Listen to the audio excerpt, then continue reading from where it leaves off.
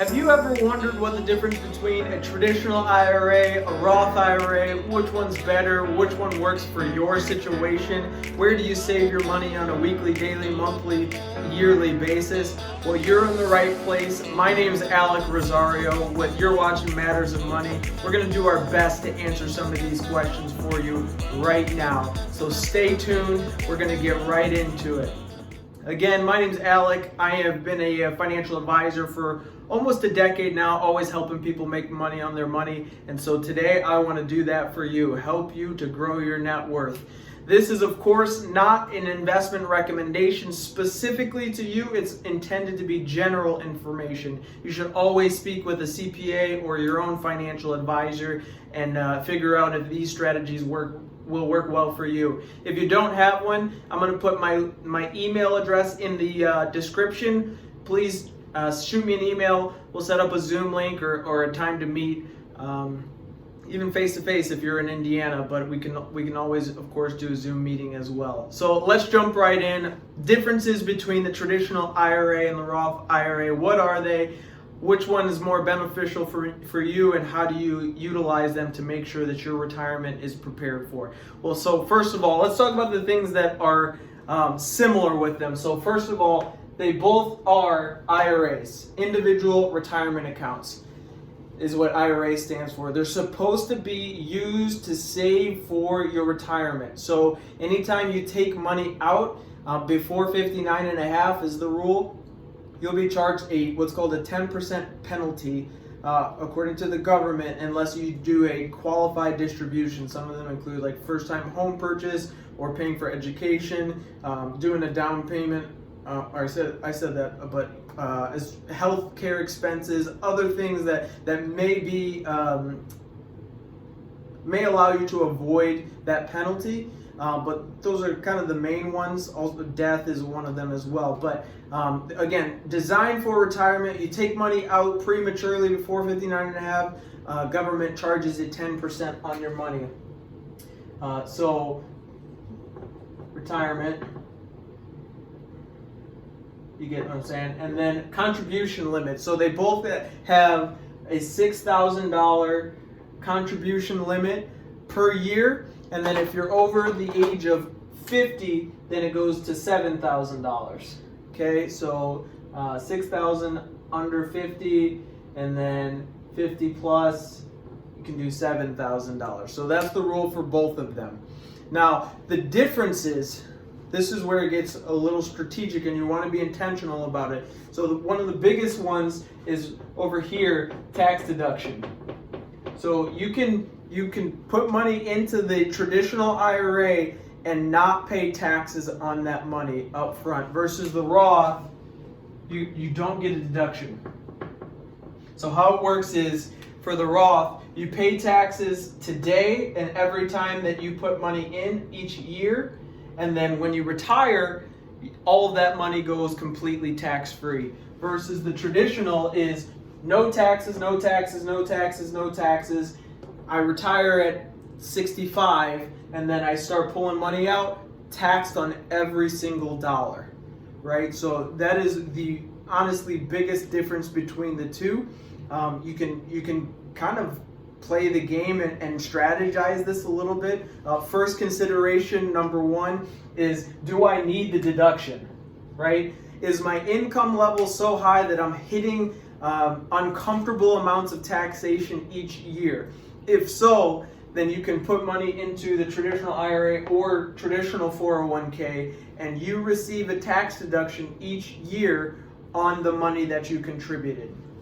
Versus the Roth, you get no deductions, right? So if you're experiencing a lot of taxation every year and you want to shelter yourself from more, the Roth isn't for you, right? That's where you would want to do the traditional. But let's just pretend you're getting money back every year for your taxes. The Roth makes a lot of sense, right? Because I'm not worried about going into the next tax bracket or paying too much come April 15th of that year. So that's one of the biggest differences. Please consult your CPA on that because they're going to know your specific situation.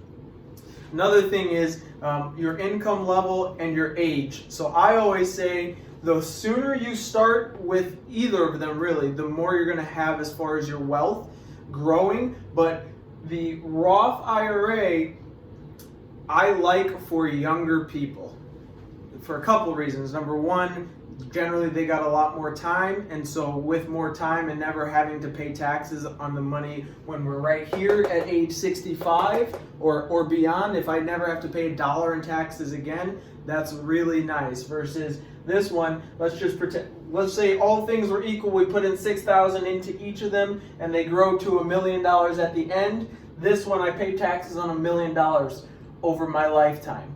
Every dollar that comes out taxed.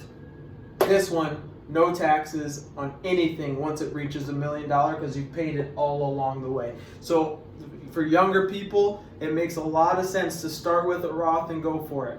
Another consideration is that if we're talking about 401ks, the company will match.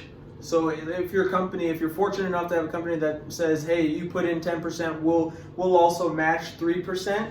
Well, so the company gets a deduction as Google or Walmart or whoever the company is, they get a deduction for matching your money regardless of whether or not it's a Roth or traditional IRA. So you may end up in the situation where I put money into a Roth 401k for 30 years and I still have taxable money on that side because my company was matching. So that's a situation. But another consideration is that you want this money to be as close to non-taxable as possible, which is provided by the Roth. So let's keep going. The third thing I want to talk about is where your money has accumulated. So Roth started in 1997, give or take. I'm going to fact check myself on that, but 1997, I believe, is the time frame that was created. And so people had been saving throughout their career into tax-deferred money, this side, for pretty much eternity up to 1997. And so a lot of people had accumulated wealth in the tax-deferred side, and so it didn't make sense to start saving into something where they didn't have anything. So I'll give you an example. I always say money makes more money when there's more money, right? So for example, 100 grand makes 10%, that's 10 grand that you just made, versus $1,000 makes 10%, that's $100. Now it's the same, the percentage is the same, the return is the same, but one has substantially better growth than the other because there's more money involved. So if you've got a bunch of money already saved into the traditional IRA, then it might just make sense to continue moving forward with the traditional IRA. Why? Because your money's already there. It's already grown. Now, there is something that you can do called a backdoor Roth conversion. So basically, it's taking money that you've already got accumulated in the traditional side and saying, hey, government, I'd like to pay taxes on it right now, and then move it to the Roth, So take traditional IRA tax-deferred money, move it to the Roth, pay taxes on it today, and let it start accumulating this way. Situation that it might make sense for is, again, your income. You're not hurting yourself as far as adding more income to your taxable income or putting yourself in another tax bracket. So using that strategy of, let's say you're close to one but not quite there, hey, I can stay right underneath it and still get my money to grow tax free. Another situation would be we'll edit this part out. One other question that I like to talk to my clients about is, hey, what do you think future presidents are going to do? Do you think they're going to lower taxes, keep taxes the same for forever, or raise them? And generally speaking, I get the final answer, which would be raise taxes. So if we want to pay higher taxes later because they're going to raise them, or lower taxes now, which would you rather do? I'd rather get them out of the way right now and never have to worry about them again. So those are 4 or 5 different scenarios or things that I'd want you to consider with regard to your retirement accounts and which direction you should go. If you learned something, please hit that subscribe button. But I will say one thing. there is, when you've got money saved, one other thing, when you've got money saved into a Roth 401k or traditional 401k, what you can do is called a rollover, and it remains tax either deferred here or tax free here if you've got it accumulated. So you take it from the 401k and it stays intact, stays tax deferred, but it goes into an IRA. You avoid taxes and penalty completely, right? As long as that transition stays tax deferred account to tax deferred account, or vice versa. After tax, already paid taxes on it here.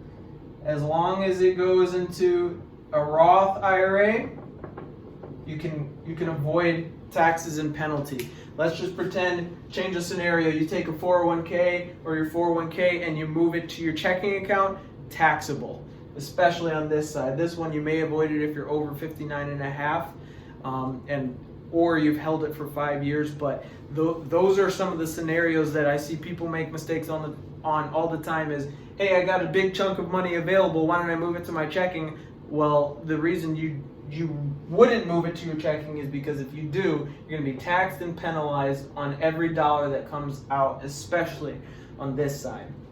I hope that makes sense. I hope you'll learn something. If I can help you with any sort of strategizing or making sure that your wealth is growing, I would love to do that. So what I want you to do is look in the description, find my email, and shoot me an email if you have questions on this type of conversation. If you need guidance or have a discussion, need to have a discussion on it, hit me up. Love to talk through it with you.